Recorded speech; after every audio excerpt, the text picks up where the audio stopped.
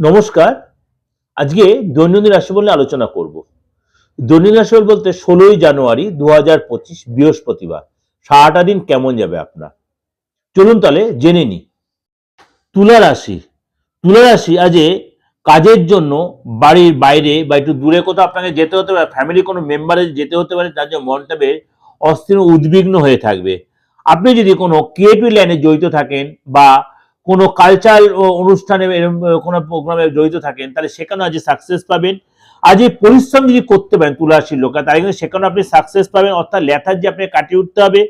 প্রতিবেশীদের দ্বারা ব্যবসায় যথেষ্ট উপকার পাবেন এবং সেখানে আপনি অবশ্যই কে আপনার আপনজন, কে আপনার হিতাংশী সেটা অবশ্যই বুঝে নেন, না হলে কোনো মরীচিকার জন্য আপনার কিন্তু আজ লস হয়ে যেতে পারে।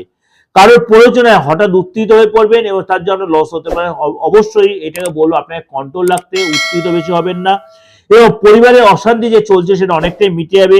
অতিরিক্ত কথায় আপনার ঝামেলার সৃষ্টি, অতিরিক্ত কথায় আপনার ঝামেলা অবশ্যই আছে, কথা কম বলবেন, শুনবেন বেশি এবং সকলে মিলে কোথাও দূরে ভ্রমণের প্ল্যান করতে পারেন। বাড়িতে এক্সট্রা কোনো ব্যক্তি বা লোক এসে তার জন্য কিন্তু বাড়িতে যে খরচের পরিমাণ অনেকটাই বেড়ে যাবে, মনটা ভীষণ খিটখিটে থাকবে।